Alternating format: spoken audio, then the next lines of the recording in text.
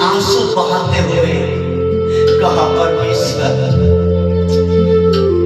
मैं बहुत शोकित हो चुकी हूँ, आज तो मेरी सुधि ले, आज तो मुझे पर दया कर, आज तेरा अनुग्रह मुझ पर आए और मुझे अपने दासी पर दया करके मुझे एक पुत्र का वरदान दे।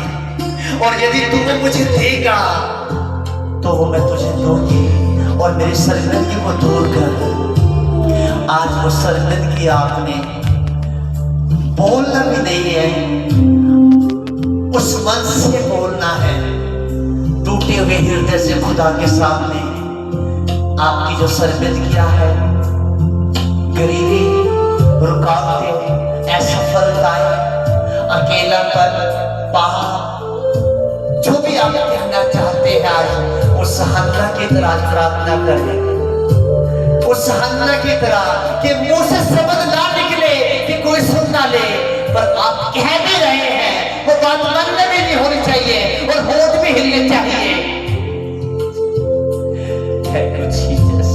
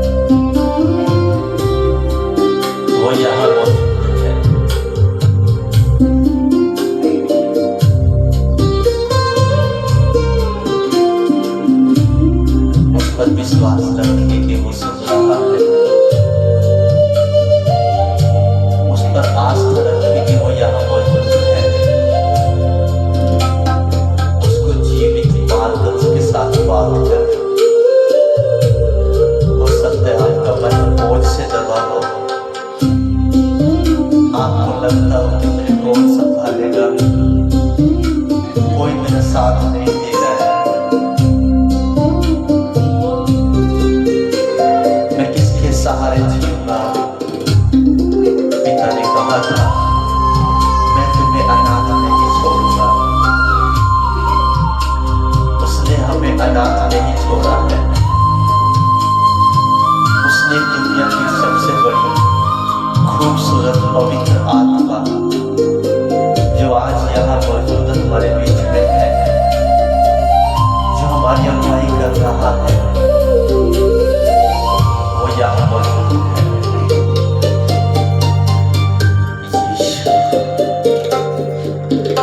यीशु अपने संतानों के लिए हिलते हुए होठों को दे, जैसे हन्ना पीड़ा सहती हुई, दबी हुई, परेशान, दुखी, लाचार, आंसू बहा बहा कर तेरे कदमों में बैठकर खुदावन और एक बेटे का वरदान मांगने लगे। आज हम भी तेरे कदमों में बैठे हैं, एक मन होकर तेरे समीप आते हैं। प्रभु अपने दास को, अपने बच्चे को, अपने बेटी बेटियों को खुदा अच्छे मत जानना। परमेश्वर तेरे दास एलिया जब ने ये कहा था कि चले जा, यहोवा तुझे वो मांगा हुआ दे।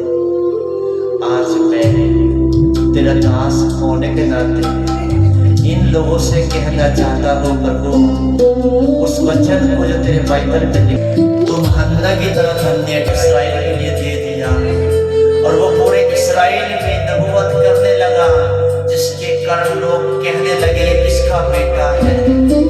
ये तो हन्ना का बेटा है। हन्ना की चर्चा की गई।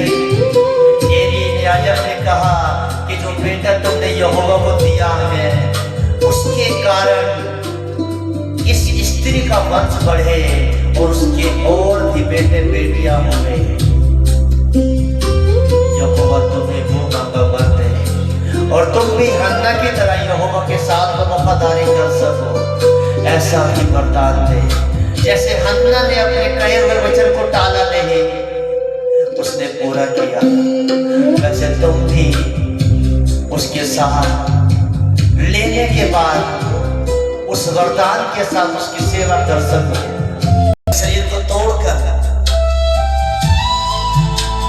वो उसका ताज और तख्त यहाँ लगा हुआ है और जी चाहता कि ऐसे पूरी रात हो जाए, बैठे रहे, उसके साथ बातें करते रहे। आज जैसे रात कभी नहीं आएंगे, जैसी आज रात है वो कभी नहीं आएंगे। ये आज तक की सबसे हसीन रात है जिसमें खुदा अपने एक एक संतानों के हिलते हुए होठों को देख रहा है, उनकी समस्याओं को भी देख रहा है, उनके आंसुओं को भी देख रहा है।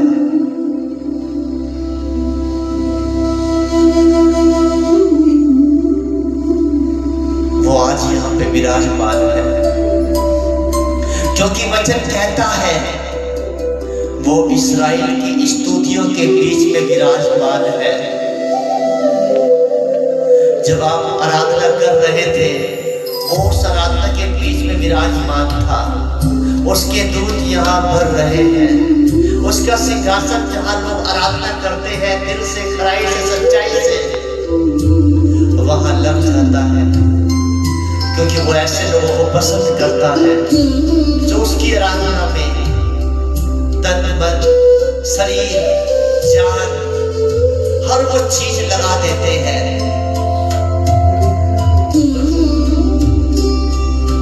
अपने संतानों को छू,